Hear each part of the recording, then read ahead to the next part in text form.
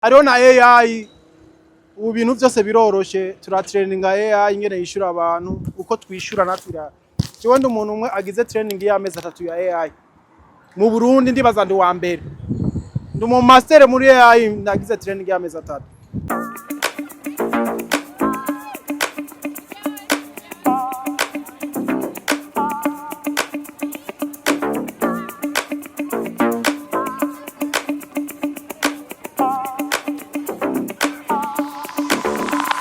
Cizere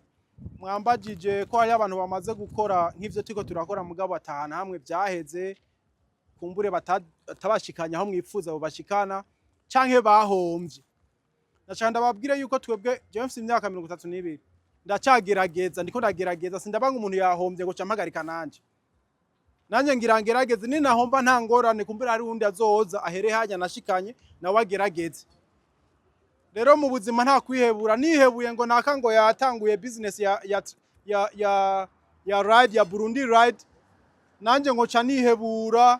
ngo yahomvye nta kazoza nzoba mfise ntegeza hajya kwiga hajya yagejeje naho yahombeye nanje ndabico noshikako twebwe Burundi ride twebwe ni VIP mu bisanzwe ni iri muri tourism cyane kubera nivyo sanzwe nkora abantu bashaka kwiyunguruza bashaka gutembera mu muci abashaka bashaka imodoka itanditse ko n'ikintu na kimwe abantu bashaka umuntu abugurira umuryango urazi kaya kantu umuntu ahuguriye umuryango uri kuragenda uri kuratembera karibu vayo itanditse ko n'ikintu na kimwe niko nazanye usaba imodoka idante yawe uzoba wayandisa amazina yawe turayazi umubwira aho umushoferi agukura na gushikana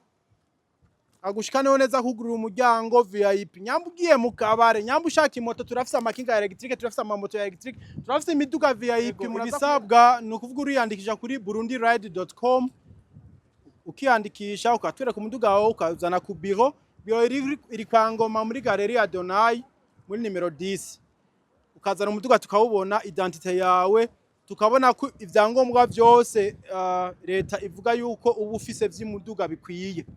tukakwemera tukaraba iswari y'umuduga tukaraba ibirometero ifise tukaraba n'imyaka ifise kubera imiduga usanga yaraheze yarashaje tukaraba ko umukiriya wacu ashobora kugenda yumva yuko adashobora imodoka idashobora guhagarara kubera ikibazo umukiriya mwene imodoka yazanye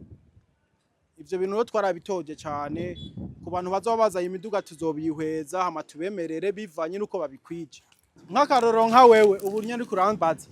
nka wewe twoguhideni y'ukwezi kose kubera tukuzi hariho n'abandi bantu tuzaraba amahera binzaho ukwezi arico bita bank statement amahera binzaho ukwezi cyari kibahembegwako tugende tubaze no ku kazi yuko adaheranya yandi masosiyete tubaze ko ashobora kuriha ku kwezi hama uyo muntu ushobora kumwemerera ko twomusaba amahera ku kwezi akagenda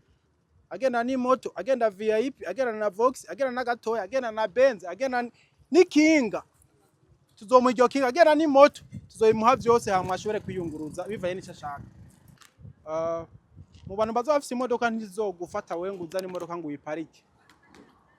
zizoba ari nyinshi rifise nyinshi zokubaza ko ufise umwanya mu mutwe umeze neza udatuka umukiriya utanyoye uri pose hama tukubaze ko ushobora gutwara umukiriya ni waba uri yareze ushobora gutuka umukiriya ushobora kugira nawe umukiriya ushobora kwintertending umukiriya tuzokubwira ati urashobora kuza umushikare ngaha ubitwemereye tuzokonfirma twerekane tuzosevinga turafise crowd turasevinga ivyo tuvugana